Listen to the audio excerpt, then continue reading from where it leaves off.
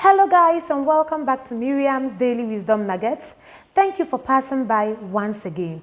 Please do relax, sit back. We have something very amazing to discuss here on this channel. Don't go anywhere, please. Stay with me.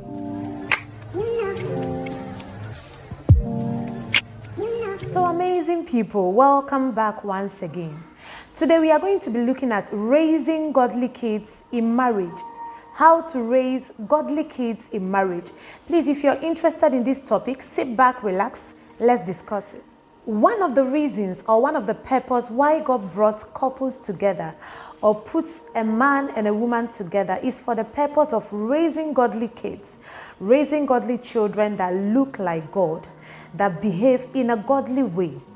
So a question that should be going through your mind right now, or the question that should be asked right now as I'm speaking is, how do we raise godly children? In order to raise godly children, parents must model godliness. They must be an example of godliness.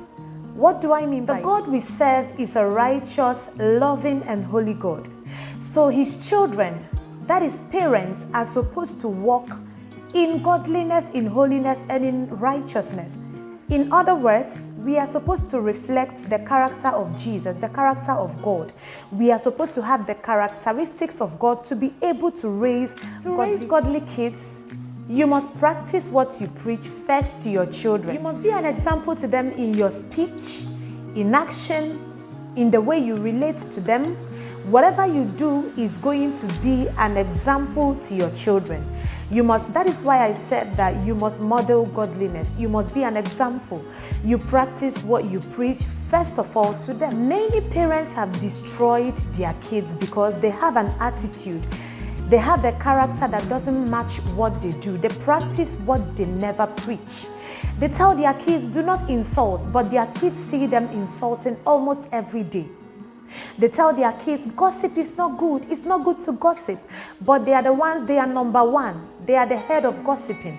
They tell their kids, do not quarrel. It's not good to quarrel. Why are you fighting? But in the compound where they live, in the house where they live, or even in their own homes, their kids find them fighting, quarreling, gossiping, leading in a way that their kids can never follow.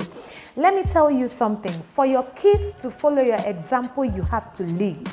Every child, every kid that you have in your home is watching what you do. So let me tell you something. Whatever you do, they watch and they learn fast and they learn from us.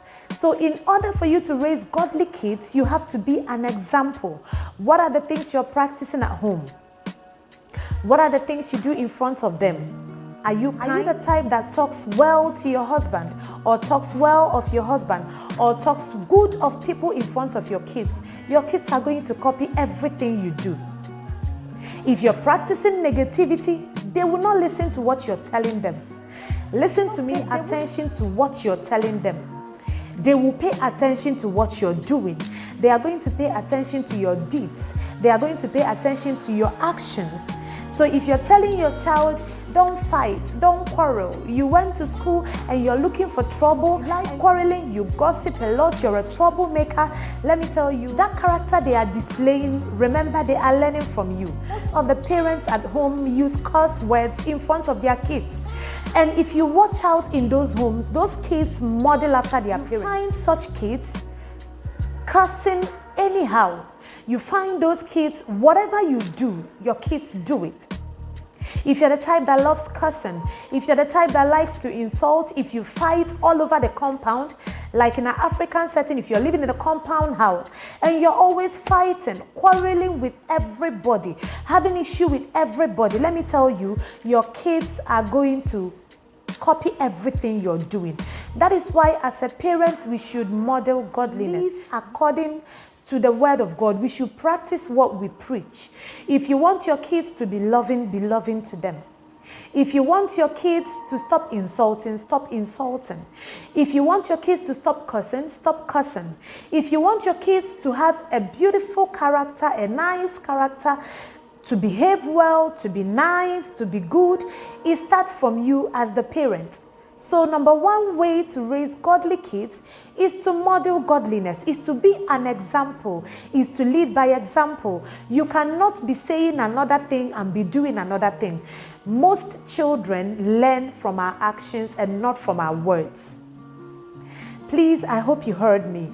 Most children learn from our actions, from our deeds. They don't learn from our words. They don't even listen to us 99% of the time. They are watching what we do. So parents, my fellow parents, please be very, very careful of the things you're saying, of the things you're doing. Even in the house, if you're the type that fights with your wife, fights with everybody, your kids are watching and they will end up being like you. If you don't want them to be like you, please stop what you're doing right now that is not good to them. Another way to raise godly kids is to teach them the word of God. In order to raise godly kids, they must be taught the word of God. Yes, it's a must. If you're a child of God, if you come from a Christian background, if you're a believer, you have to make sure that once you start having kids, you should be teaching them the word of God. As parents, couples, come together when your kids are up to the age of being able to recite Bible quotations.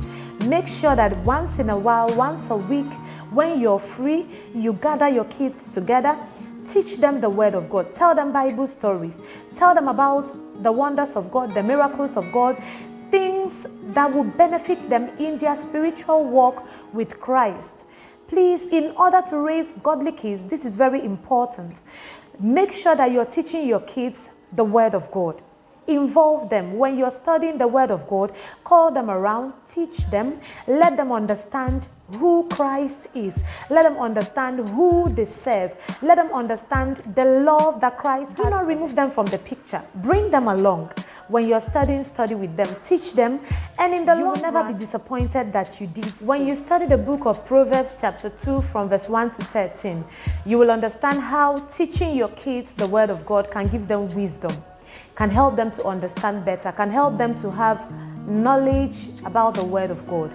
So please, it's your duty as parents, if you want to raise godly kids, to teach your children the word of God, and they will never depart from that word of God that you taught them. When you read the book of Hebrews chapter 12, 5 to 11, you will understand that to raise a godly child, you have to do what? You have to discipline them. And lastly, in order to raise godly children, you must be able to know each and every child that you bear. You should be able to know them not only by their skin color, not only by the way they are tall or short, not only by how beautiful they are, but you should be able to know their character, their characteristics, what they can be able to do and what they cannot be able to do. That is your duty as a parent if you want to raise godly children. You have to be able to know what they want. You have to be able to know what they want as a parent and be able not to push them into doing what you want as a parent.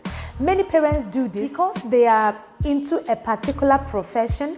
They want their children to also go into that particular profession, which may not be what your child really wants. So you have to be able to know them really well to know what they want to become in life, especially in the path of career. If you're a doctor, it doesn't mean your child wants to be a doctor. If you're a nurse, that doesn't mean your child wants to also be a nurse. Whatever you're doing, it doesn't mean your child should do the same thing unless they choose to do the same thing, unless they choose to do what you're doing. But do not force them to do what you're doing. Do not force them to be like you. Children will resemble you. Not all your children will do what you do. So parents, please stop forcing your kids to do what you like. Allow them to do what they want to do and what they love doing. That is why you should be able to know them. If you know them, you will be able to allow them to flow, to do what they like doing, not forcing them or enforcing it on them. Please take note on this one. It's very, very important. To know them better, you should be able to spend quality time with them. Even if you're the type that works 6 to 6 in the morning till 6 in the evening, at least you can make out time. You can make out a day, make out a weekend, go out with your kids, take them out on a date night, know them better, study them. It will help you to have a better relationship with your kids. Don't just leave them there with the maids. Don't just leave them there in the house and walk and go on your own. You will never know your kids. And this is what hurts a lot of kids, leaving them on their own and not knowing who they truly are. You have to be able to study them, be able to give them a listening ear. You have to be able, if you give them a listening ear, that way they can be able to speak to you and tell you whatever they want. So please, know your children if you want to raise godly children.